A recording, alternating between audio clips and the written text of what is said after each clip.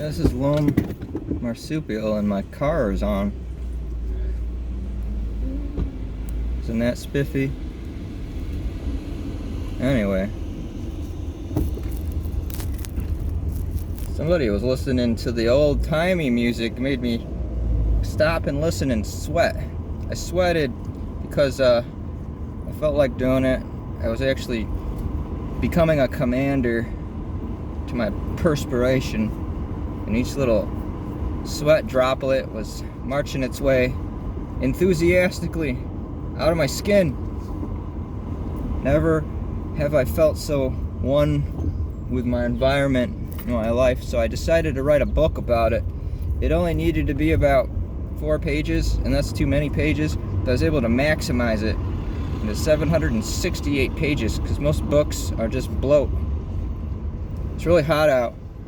I have to figure something out for like going and staying, because I get food and then I kind of want to stay around and do some stuff, but the food needs to be refrigerated very quickly.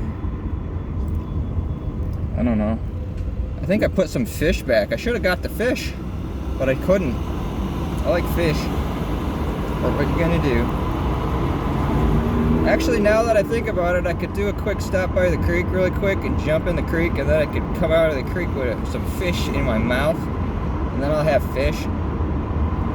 But I'd have to save the fish and bring it back with some of the other stuff that needs to be, refrigerated, unless I was gonna eat the fish that I catch in my mouth, sink in between my teeth, to eat that raw. But I'm not into sushi. Anyway, I thought I'd do one of these mobile things though. Test out, being mobile. It's exhilarating, really. I mean, I'm not too exhilarated by it. I'm more so focused on these insane drivers with the feather foot touch done with a heavy iron on the gas pedal. It makes me less relaxed, Anyway, back in the day when my air conditioner worked, you'd be able to hear me a bit better because the windows would be up and everything like that. But it's been sweltering out, which is why I became a commander of my sweat.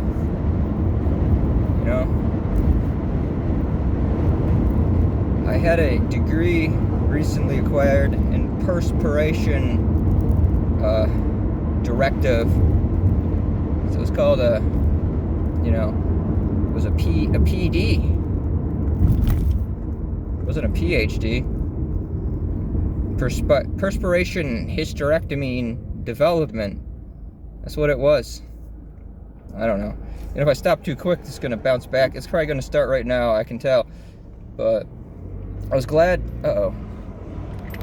glad to have such an important discussion today. Now that the important elements of the conversation have been out of the way, now the fun can begin, thankfully. I've been waiting for that for a while. Anyway, somebody told all the collegians about the hidden secret swimming spots, and I know that social media today has blown everything out. And I mean everything. Anyway, since I'm in trouble with the world anyway, I might as well... Hey, they have a new sign for the bottle and can return thing. It's this cute dog. It's a happy looking dog with beady eyeballs. I thought that thing was Barney Rubble, really, but it's not. It's like one of those dogs that's actually like tolerable. That's pretty cool. And it has a graphic of itself, the dog, with a soda can in its mouth. And it's well done. That's a well done graphic. It's cute. It's not pushing any ideas into my brain, other than, hey, that's a cool sign. I hope that sign goes and, lasts long enough to live many years of enjoyment. Maybe other people will see it and be like, hey, but most other people are just like this. They're just like this. And then they're behind me and in front of me and around me, and everybody's just like this, and I'm the only person not doing that. So you're right there, Yeah, that's how it goes, I guess. Something happened where I stopped taking long bicycle rides, and then I got back into like a few long bicycle rides, and that thing where you have to build back up to having gelatin calves and strained glutes. I didn't get either. And probably because I was doing squats all in between, like daily. Doing that, trying to exercise each portion daily well enough. So I was kind of prepared, you know, before getting back onto a really long bicycle ride. I didn't have to go through that. There's a possibility I could do it. I could double up on the distance or something if I have the time to do so, you know.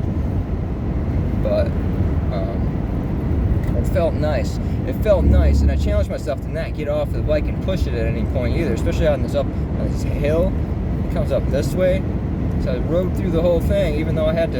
And I was on the outer gear too, you know, for the 1-2 gear, whatever the heck they call that. I call that the main drive gear, you know. And the other ones are the predicament gears. And I like to stay in high gear all the time. I like to stay in the utmost highest gear I can go. The slow roller. Typically, it's okay doing it that way. Sometimes you see people riding around. I don't think they know anything about gears. They're going like this the whole time. You're not actually getting more exercise doing that. You're just going real slow, real fast, you know? I like to go steady, quick, which is how I feel it is. It's like a, you know, probably the same way that a clock, the second hand goes around a clock, you know? Anyway, I think that's the end of my video. I felt like making a video. So what? A lot of you have a problem with me doing videos, but you don't know. You don't know how I went and tried to join the beavers and started gnawing on wood and realized I couldn't chew through wood, and I was still hanging out with the beavers anyway, and they're like, what are you doing? You know?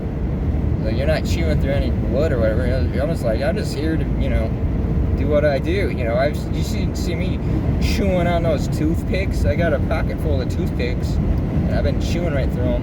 And they're like, you got us there, they said. It's true too, so, you know, I'm thankful, happy that happened. And, you know, they're like, all right. So I gotta go back to the beavers. I'll see you later. Have a good whatever it is.